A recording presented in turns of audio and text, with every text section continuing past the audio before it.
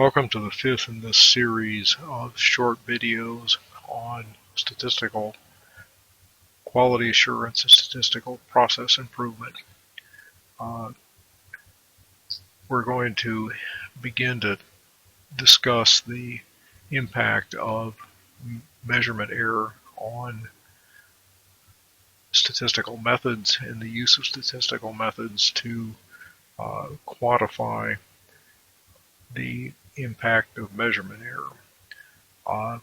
We're going to do that beginning with the simplest of statistical methods, ones that are taught in elementary courses to quantify, to estimate a population mean and a population standard deviation.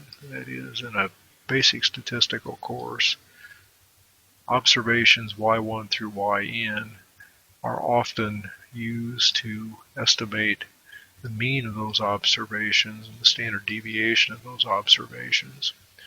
The basic t-interval is used to estimate mu, and chi-square interval is used to estimate a standard deviation.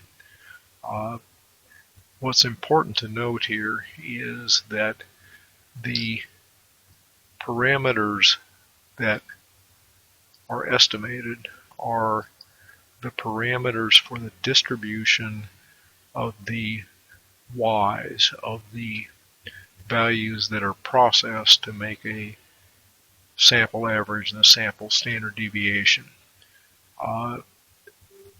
We're going to, in this module, think carefully about what mu and sigma represent when one is recognizing the reality of measurement variation. So let's begin with this simple model where a single measurand is observed through a measurement device that has a bias and a standard deviation. That measurand is observed n times to produce measurements y1 through yn that are then processed to make a sample average and a sample standard deviation. If one applies the t confidence interval to the values y1 through yn, what does one have? One has an interval for the mean of the y's. Well, the mean of the y's is the measurand plus bias. And so the first thing to note here is that simple basic statistical methods give one inferences for not measurand, but measurand plus bias. If one applies that fact and says, well, let's suppose that bias is negligible, well, then the t-confidence interval becomes a way to estimate a process, becomes a way to estimate the measurand.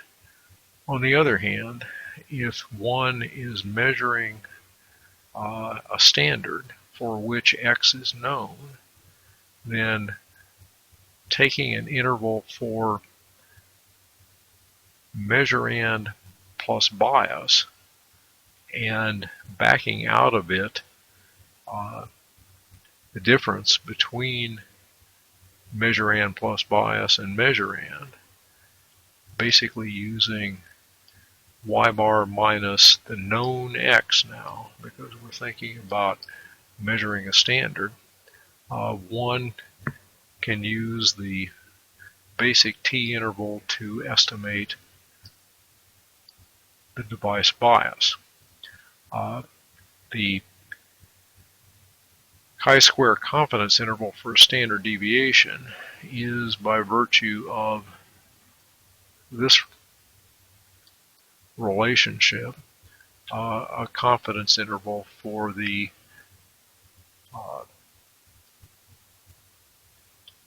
noise associated with the measurement device. That is, sigma here is sigma for measurement.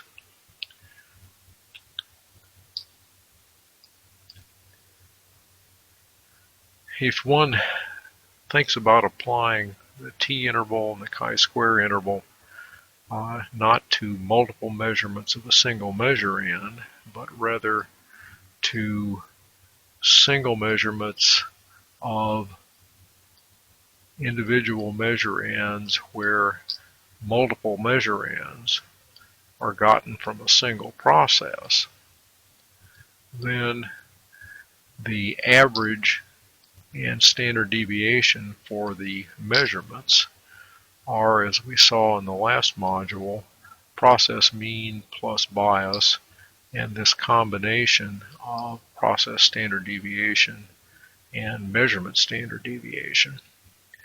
And it is therefore the case that if one takes the t-interval and uses y bar plus or minus t times s over root n as endpoints for confidence limits, what one has is a confidence interval for process mean plus bias. Not simply process mean, but process mean plus bias. The standard deviation here has in it both the process standard deviation and the measurement standard deviation, and unless this measurement standard deviation is small, typically this combination here isn't of fundamental or direct interest. But I should point out that if this picture tells us that we can get a handle on this combination of measurement and process standard deviation, and this picture tells us that we, with a different data collection plan, can get a hold of the sigma for device, then it seems plausible that by using two different kinds of data, one might be able to both get a handle on that and get a handle on that, and thereby get a handle on simply process variation, uncorrupted or uninflated by measurement variation. Here's an example. So here are 5 measurements that were made by a single analyst using a single physical sample of material on an assay machine.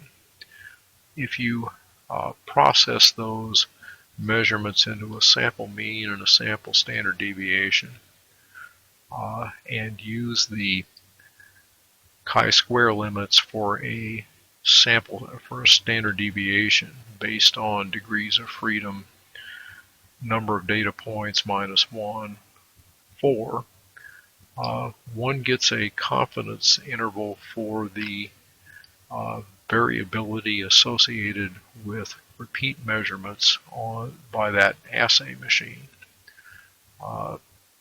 Notice that essentially what one does is take a sample standard deviation and hedge it above and below by these hedge factors here that come from square root of a number of degrees of freedom over table chi-square values. One thing to notice here is that these limits are pretty wide in comparison to this S that's being hedged, and that's common. That's the way things are. Uh, Ordinary small sample sizes typically give very wide confidence limits for standard deviations.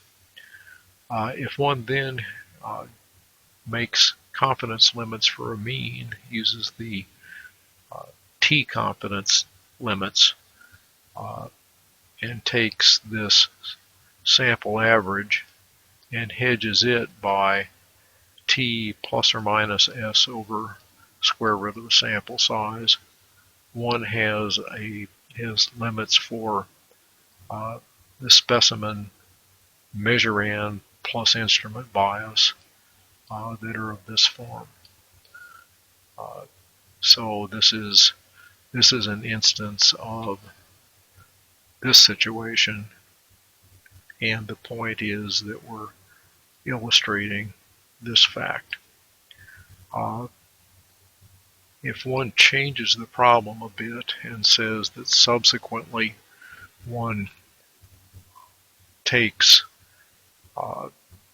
samples from 20 different batches and analyzes those to get a different y-bar and a different standard deviation, one that is typically going to be bigger than the sample standard deviation for repeat measurements on a single measure-in or a single specimen, because this thing will capture both measurement variation and process variation.